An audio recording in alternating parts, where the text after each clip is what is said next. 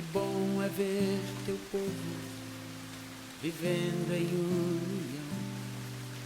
Que bom não ver barreiras separando a comunhão. Pois sabemos, Pai, que quando... Mas André tem uma palavra também do Senhor para trazer para nós, né? Que ele vai estar compartilhando agora aqui com cada um de nós aqui. Amém, queridos. Bom estarmos juntos, e apesar desses dois comunicados que pesam no nosso coração, né, há também algo da parte de Deus para também fortalecer o nosso coração, né? Aqueles que conviviam com Jesus de perto, seus discípulos, seus amigos, estavam muito acostumados a viver essas realidades do reino de Deus a cada dia. Cada dia com Jesus era uma aventura. Então, eles viam Jesus dizendo assim: vinde a mim, vós que estáis cansados e oprimidos. E aquilo era bom de ouvir, né? Mas também ouvia Jesus dizer assim: raça de víboras, hipócritas.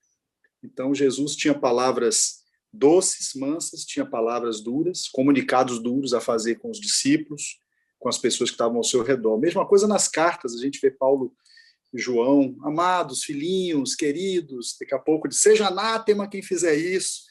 Então, você vê que, na realidade do reino de Deus, essas coisas acontecem. Então, a gente fica muito tranquilo de sair nesse momento desse comunicado duro, difícil, também para trazer palavra de fé, tá? Ao nosso coração, de ânimo naquilo que temos vivido. Só queria orar por isso agora, para que o Senhor agora quietasse nosso coração, nossa mente não ficasse aí viajando nesses comunicados e a gente pudesse ter nossos ouvidos atentos àquilo que o Senhor quer trazer para nós aí, não só através de mim, os companheiros vão participar, cooperar também, vocês também podem cooperar. Graças, Pai, por essa noite, por estarmos juntos mais uma vez. Obrigado pelo teu corpo, pela tua igreja, obrigado porque tu és o Senhor, tu és a cabeça da igreja, Pai. Obrigado por podermos cooperar contigo nesse serviço e nessa obra, Pai. Graças por essa noite, por essa possibilidade de a gente se encontrar, mesmo cada um na sua casa, de poder se ver, podermos nos animar em fé, Pai. Que a tua palavra produza alegria no nosso coração, nesse momento, desafio, inspiração. Em nome de Jesus. Em nome de Jesus. Queridos companheiros e amigos, olhem para mim aqui que eu quero fazer uma declaração para vocês assim. Titão, para cá. Nós estamos envolvidos, todos nós aqui, num grande serviço de amor. Serviço de amor a Deus, ao nosso Pai de amor. A palavra diz que tudo que fazemos para Ele, em nome dEle, glorifica, alegra o coração do nosso Pai. Estamos fazendo isso, esse serviço de amor a Jesus. Jesus diz assim: você me ama? Quem? Vai lá e apacenta minhas ovelhas. Você me ama, Lazinho? Vai lá e apacenta minhas ovelhas. Então, apacentar as ovelhas de Jesus é um serviço de amor a Ele também. Tá? E um serviço de amor aos irmãos e à igreja. Serviço que temos aqui como líderes de igrejas na casa, de grupo caseiro, dê o nome que for, é um serviço de amor, em primeiro lugar, a Deus, a Jesus e aos irmãos.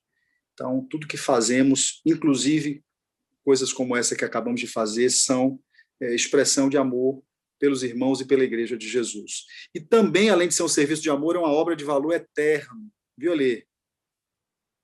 Você se aposentou, mas não pense que vai descansar. Você está envolvido numa obra que vai durar até Jesus voltar, e essa obra tem valor eterno. Todos nós aqui, ou muitos de nós, trabalhamos muito hoje, uns atendendo, outros operando, outros ensinando, outros advogando, outros dirigindo. Cada um teve sua tarefa hoje, mas esses serviços humanos, eles têm prazo de validade. A gente faz tudo para glorificar Deus também, né? Mas tem prazo de validade. Mas o serviço de pastorear as ovelhas de Jesus, o serviço de cuidar dessas vidas que são dele, tem um valor eterno. Quando a palavra diz assim: pensai nas coisas que são do alto, as coisas eternas. Sabe o que é eterno? As pessoas são eternas. Deus é eterno e as pessoas são eternas. Tudo mais é terreno, fica aqui. Então, a gente cuidar de pessoas, de vidas, levar vidas para Jesus, cooperar para que vidas se pareçam com Jesus, é algo eterno. Então, eu quero animar vocês nessa noite, nos animar, Estamos envolvidos num serviço de amor e numa obra de valor. Eu quero falar algo muito simples, muito, espero que prático, por isso que eu quero que os companheiros depois possam cooperar também com exemplos práticos das suas experiências aí no Grupo Caseiro, né?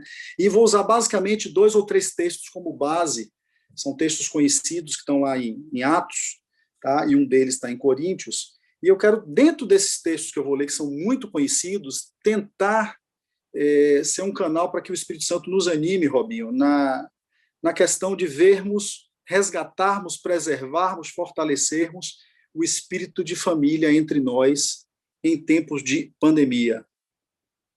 Um livro assim, O Amor em Tempos de Cólera, eu perguntaria como está o espírito de família em tempos de Covid, né? Como está o espírito de família entre nós em tempos de pandemia, de isolamento, de distanciamento, né? Então, eu espero que os textos possam nos ajudar com conselhos práticos de como aquecer isso nos grupos que estamos pastoreando e servindo, tá? Eu vou abrir lá o texto de Atos, queria que vocês abrissem comigo Atos, capítulo 2, deixassem aberto, que esse vai ser o texto base da gente. Atos capítulo 2, abra aí, Valdir. Atos capítulo 2. Atos capítulo 2, antes de eu ler o trechinho que eu quero, que é o final do capítulo, eu queria situar um pouco, porque esse final do capítulo 2 é o desfecho de algo que vem acontecendo durante todo o capítulo. A gente vê nesse capítulo 2, Pedro, de Atos 2, 14 a 36, eu não vou ler, a gente vê Pedro falando de qual é a razão de ser da igreja. Qual a razão de ser da igreja? Qual é o centro da vida da igreja? E Pedro fala disso de Atos 2, 14 ao 36, porque Pedro exalta a pessoa de Jesus. Pedro pega a apostila 1 da gente, Princípios Elementares, e começa ali a pegar aquela apostila e vai profetizando, proclamando, declarando verdades sobre Cristo. Várias delas estão na nossa apostila, na nossa catequese, tá? E Pedro vai profetizando e proclamando sobre Jesus, que é a razão de ser da igreja. É a razão de ser da gente estar aqui, é a quem a gente serve nesse trabalho aqui. É importante, queridos, antes da gente falar de como deve ser a igreja, a gente lembrar no nosso coração e aquecer no coração dos irmãos a razão de ser da igreja. A razão de ser da igreja é Jesus, é a pessoa de Cristo, e nós somos discípulos e seguidores desta pessoa. Nós não fazemos parte de uma associação, de um clube, de uma instituição, de uma ideologia, de um partido, de um time. Nós fazemos parte de uma comunidade de fé que ama, segue e obedece a Cristo. Por isso, ele é sempre o centro. Por que é importante dizer isso hoje, nesse tempo? Ele é uma coisa tão óbvia isso, né? Somos igreja, somos cristãos, somos discípulos de Cristo. Só que hoje, gente, estamos vivendo um tempo onde o cristianismo, ou esse ser cristão, pode se confundir com ideologias que a gente está vendo aí. Ideologia de direita, conservadorismo, um monte de coisa, um monte de movimento que não tem nada a ver com Deus nem com Cristo, que às vezes tem princípios e valores que podem ter cheiro de cristianismo. Então é importante lembrar os irmãos amados, a Igreja na Casa é um encontro, é uma reunião, é um ajuntamento de pessoas que amam e seguem a Jesus. Nós não somos de direita, não somos de esquerda, nós não somos tradicional. Se tiver que sermos alguma coisa, nós somos revolucionários, né? Nosso líder está mais para um revolucionário, que revolucionou princípios e conceitos da época, do que um tradicional, no sentido de guardar simplesmente tradições antigas, né? Então, é importante lembrar isso, a razão de ser da igreja. Segundo, depois Pedro entra do 37 ao 41, a gente também conhece esse texto na catequese, como é que a gente, o meio para se tornar igreja. Se ele primeiro fala a razão de ser da igreja, que é Cristo, depois ele fala do meio para se tornar igreja, que é o evangelho do reino, que a gente crê, prega, ensina, procura viver, e ali ele fala da porta desse reino, a maneira de se entrar nesse reino, arrependimento, fé e batismo. Tá? Então, quando Pedro termina de fazer isso, exaltar Cristo, falar de como se tornar igreja, como ser igreja, como estar no reino de Deus, aí entra o texto de como ser igreja. Tá? Como se vive igreja? Quais são os ingredientes que é importante em qualquer momento, sobretudo em tempos agora estranhos e difíceis, a gente está atentos e está buscando preservar e resgatar. Aí no 42 ao 47 eu quero ler esse texto com vocês. Sei que vocês já ouviram esse texto muitas vezes, mas eu pediria que o Espírito Santo agora nos dar ouvidos novos e um coração de criança para ouvir esse texto como se fosse a primeira vez. E esses, então, discípulos de Jesus, que tinham nele a razão de ser da sua vida, que entraram nesse reino pelo evangelho do reino, eles perseveravam na doutrina dos apóstolos e na comunhão, no partir do pão e nas orações. Em cada alma havia temor, e muitos prodígios e sinais eram feitos por intermédio dos apóstolos.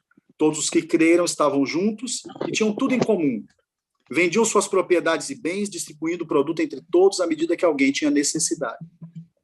Diariamente perseveravam unânimes no templo, partiam pão de casa em casa e tomavam as suas refeições com alegria e singeleza de coração, louvando a Deus e contando com a simpatia de todo o povo. Enquanto isso, acrescentava-lhes o Senhor dia a dia os que iam sendo salvos. Eu quero colar esse texto, copie e cola esse texto aqui junto com capítulo 4, finalzinho, porque fala um pouco mais dessa comunidade de fé que amava e seguia Jesus. 32 em diante diz assim: da multidão dos que creram, era um o coração e a alma. Ninguém considerava exclusivamente sua nenhuma das coisas que possuía. Tudo, porém, lhes era comum. Com grande poder, os apóstolos davam testemunho da ressurreição do Senhor Jesus. E em todos eles havia abundante graça. Pois nenhum necessitado havia entre eles, porquanto os que possuíam terras ou casas, vendendo-as, traziam os valores correspondentes e depositavam aos pés dos apóstolos. Então se distribuía a qualquer um, à medida que alguém tinha necessidade. Aqui tem dois textos, amados, que fazem assim um panorama rápido, dão um resumo de como era a vida dos nossos primeiros irmãos, dessa primeira comunidade de discípulos ali em Jerusalém. São dois textos que falam de experiências, a gente vai vendo ao longo de Atos muitas outras experiências, né? Ver a prática dessas coisas aqui que ele só cita, a gente vai vendo essas coisas acontecerem ao longo de Atos, a gente vai vendo ao longo das cartas os apóstolos, guiados pelo Espírito Santo, estruturando o funcionamento da igreja, detalhando melhor como essa igreja ia funcionar, mas essa é a comunidade que nos inspira, que nos desafia, é a ela que nós temos que, para ela que nós temos que olhar, né? Em alguns momentos, em muitos momentos da nossa vida como congregação, olhar para ela e fazer um checklist, né? O que está em nós que estava nela, o que falta em nós que estava nela, né? Então, acho que é importante a gente fazer isso, e eu quero nos levar a olhar ela hoje com esse olhar de espírito de família, de comunhão, e ver alguns ingredientes aqui que preservavam entre eles esse espírito de família. Eu vou aqui falar de 5 pontos dentro desse como ser igreja, tá? Abordando essa questão do espírito de família. Primeiro, bem rapidinho falar isso, lembrar isso, afirmar isso. Onde ser igreja? Onde? Onde é que a igreja estava? Onde é que a igreja vivia? Onde é que a igreja acontecia ali no princípio, nos primeiros 300 anos? Onde é que a igreja estava, existia a igreja?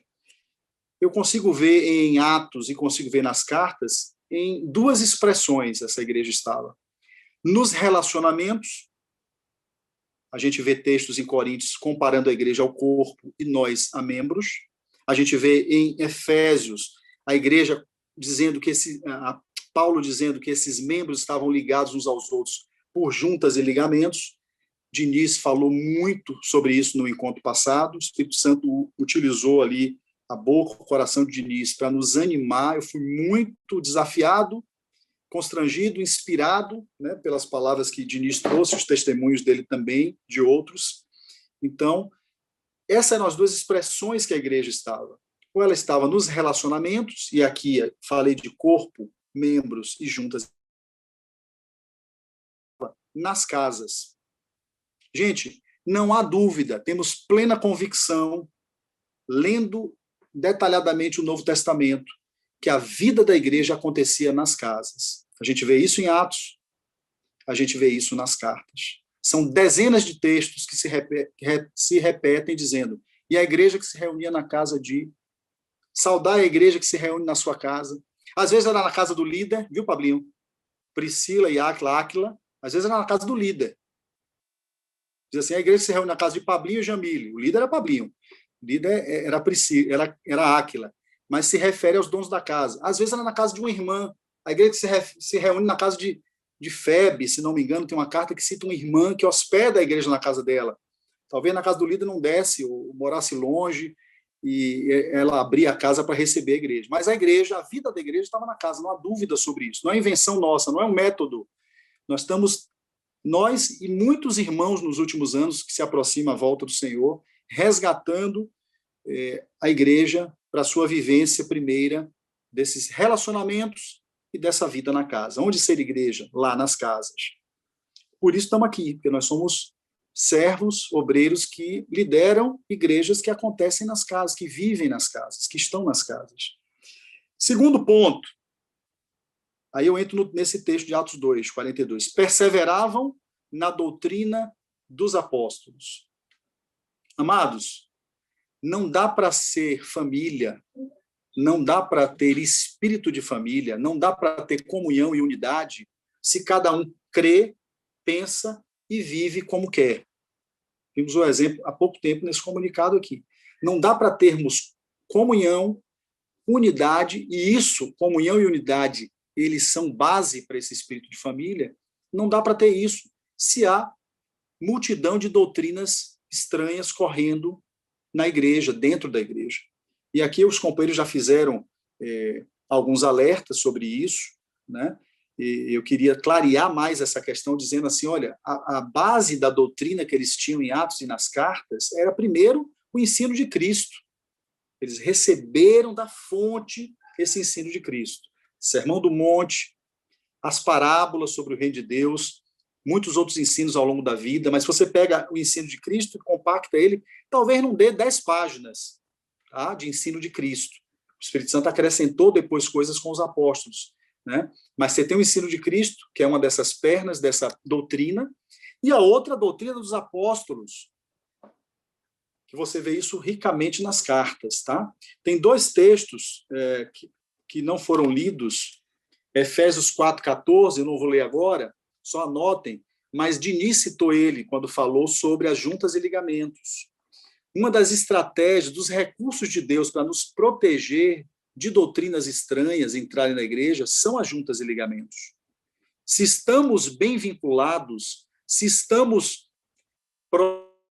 a irmãos que estão cuidando da gente, nós estamos cuidando de outros, isso é uma proteção quando algum som de doutrina estranha quer entrar no arraial, quer entrar no povo de Deus, na família de Deus. Porque o texto de Efésios 4,14 diz que se a gente estiver firme, estável, maduro, a gente não vai ser levado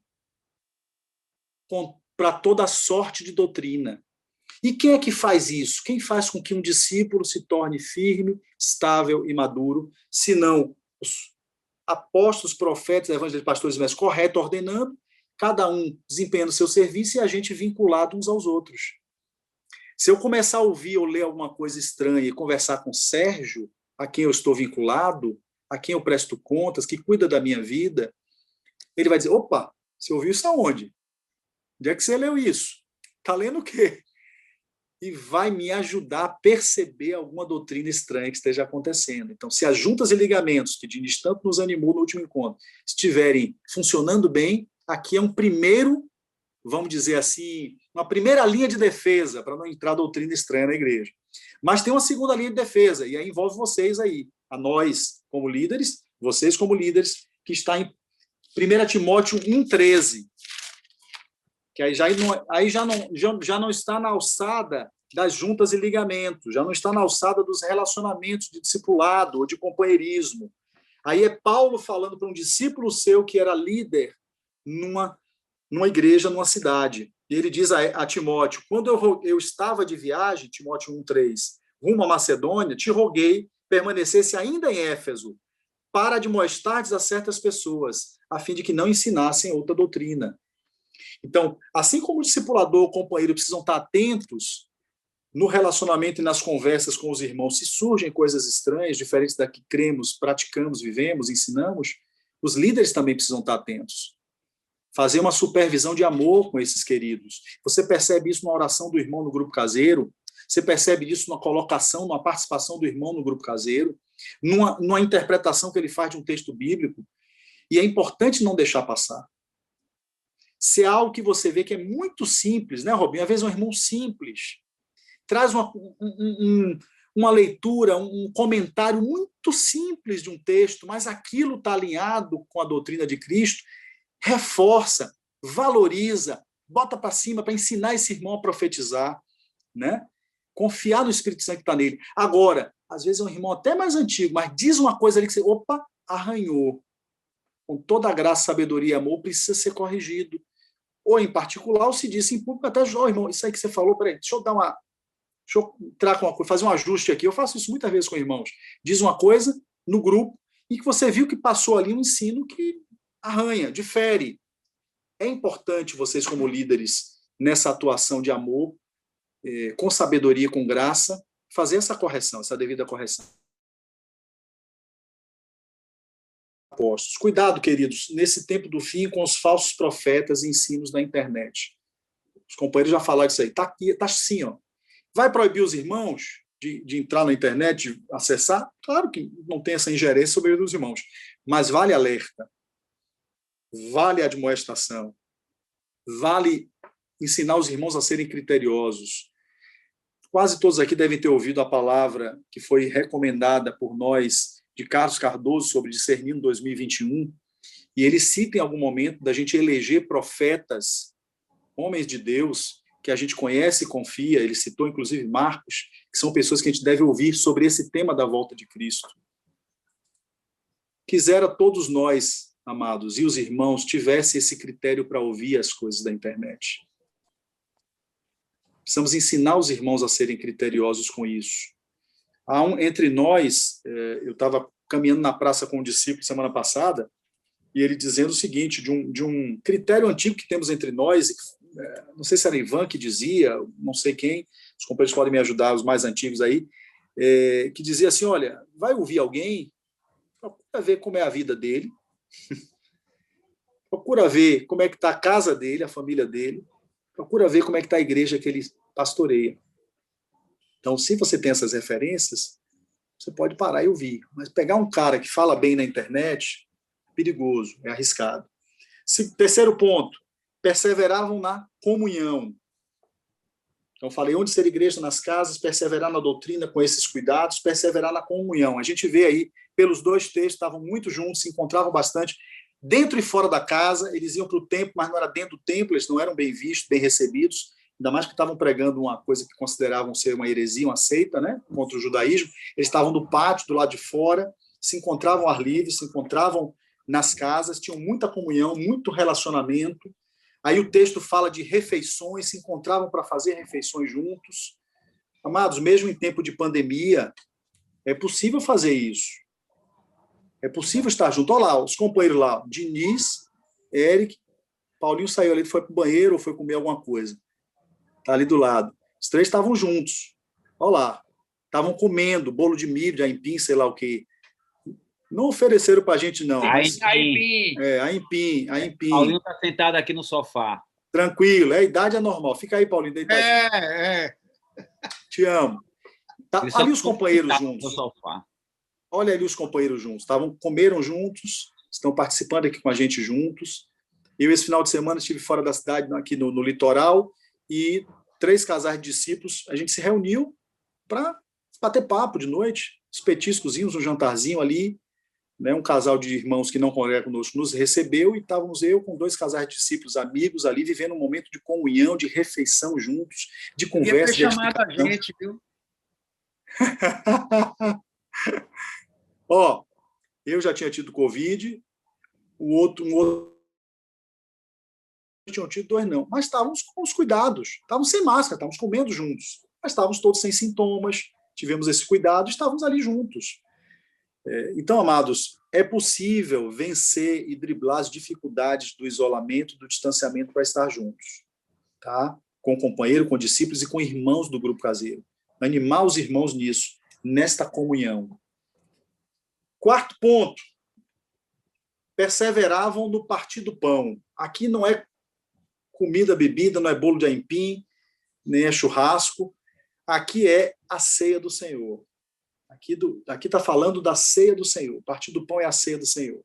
E note que está nessa lista do que eles faziam. Perseveravam na doutrina dos apóstolos, perseveravam na comunhão, perseveravam em ceiar. Gente, esse memorial que Jesus nos deixou, que é a ceia do Senhor, é um importantíssimo instrumento, ferramenta, recurso de Deus para produzir, para fortalecer entre nós esse espírito de família, Robinho.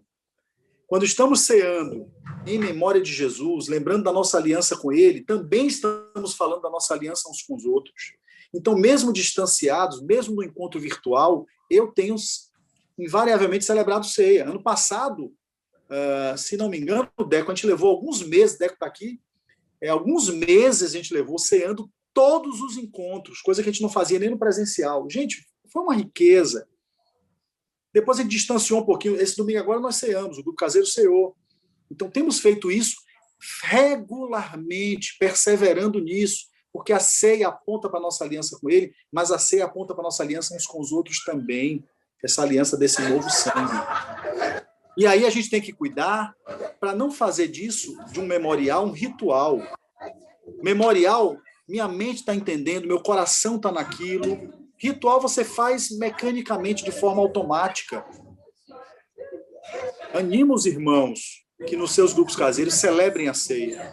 Que anime os irmãos a celebrarem a ceia nas suas casas. Celebrarem a ceia quando discípulos estiverem juntos, companheiros estiverem juntos. Uma coisa que a gente tem feito aqui, muito interessante, para estimular a participação dos irmãos, teve um período aqui, viu, Robert, que cada domingo que íamos ceiar, eu já dizia, a família tal vai conduzir a ceia. Aí naquele domingo, já sabia, era Eliê e Dora, Eliê ia conduzir a ceia ali com Dora, ele e Dora na casa deles, ele ia conduzir a ceia, ele ia falar sobre o sacrifício de Jesus, iam falar sobre o pão e o vinho, nos conduzir na ceia, botava os jovens solteiros para fazer isso também. Não diz na palavra que somente os pastores ou os líderes podem celebrar a ceia. Botava os irmãos para conduzir a ceia do grupo caseiro. Foi uma experiência riquíssima. E temos feito isso. E eu animo os irmãos a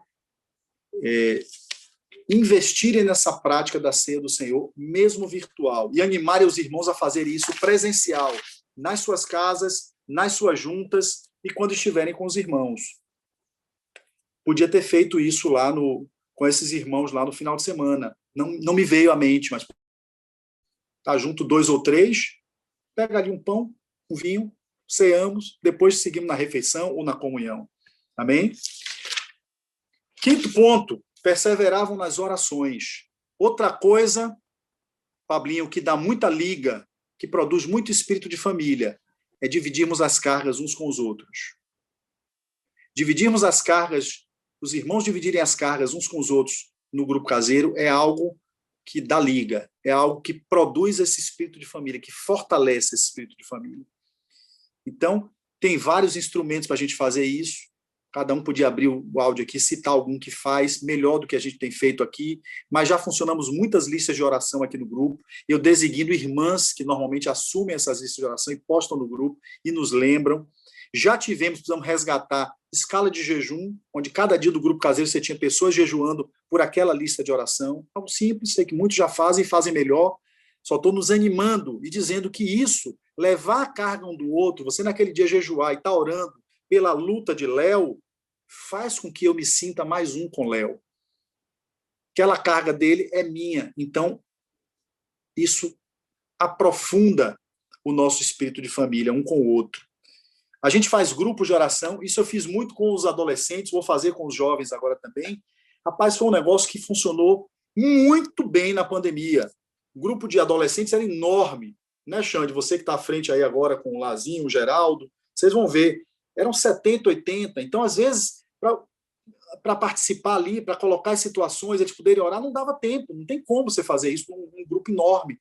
Então, eles se dividiram desde agosto, ficaram aí uns 4 ou 6 meses, dividido em pequenos grupos, eles se encontravam virtualmente, algumas vezes até presencialmente rolou, eles se encontravam para orar pelas cargas. Por que não fazer isso com os irmãos do grupo caseiro? Animá-los nisso. Extrapolar juntas e ligamentos.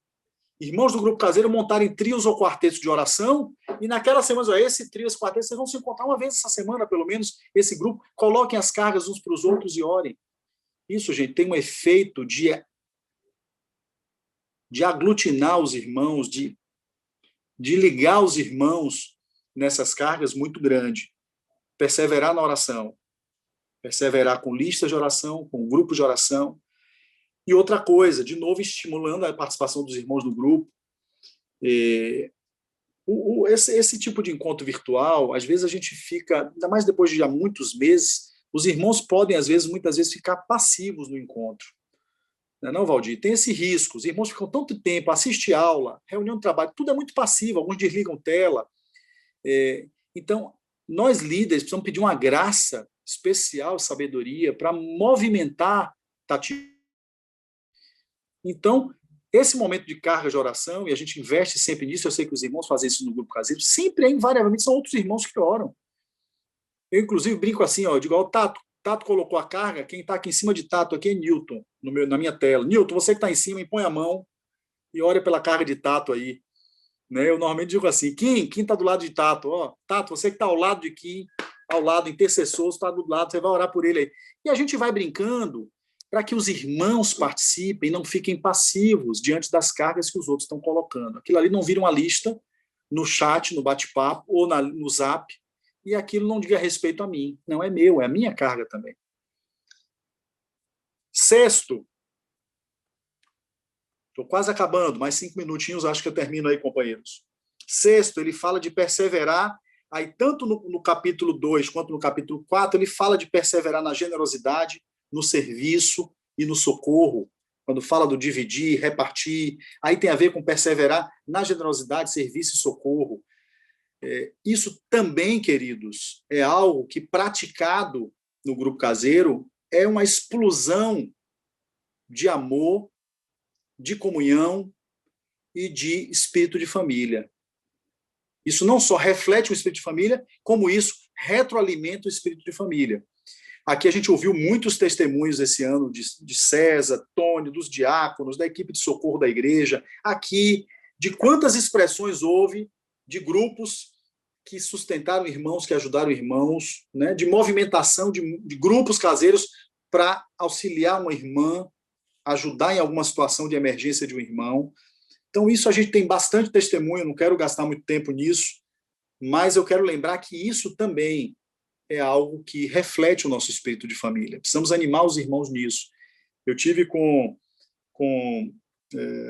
líderes recentemente de um grupo caseiro, depois com os homens que estão no núcleo com ele, e ali, pelo menos um dos líderes e um do núcleo tem uma carga muito forte por isso. Todos os 4 têm, mas 2 se destacam por ter essa carga em relação aos necessitados, de fazer movimentos do grupo caseiro deles que não têm necessitados, na direção de irmãos necessitados de outros grupos caseiros, já fizeram movimentos práticos em relação a isso. Tá? Então, isso, gente, é algo espiritual, de um valor tremendo nessa conexão de família que a gente precisa ter. E o 7º ponto, e o último, que ele coloca nesse texto de Atos, está lá em perseveravam aliás, não está em Atos, perdão, esse é o que está em Coríntios, perseveravam na edificação. Eu estou acrescentando esse texto, perseveravam na edificação. 1 Coríntios 14, 26, diz, quando vos reunis, a gente conhece esse texto, eu não vou abrir, quando vocês se reunirem, quando vos reunir, gente, significa 2 ou 3 numa junta de discipulado, 2 ou 3 numa junta de companheirismo, significa o grupo caseiro. A gente se reunir, aquele texto se aplica a nós. Quando vos reunis, um tem salmo, doutrina, profecia, testemunho,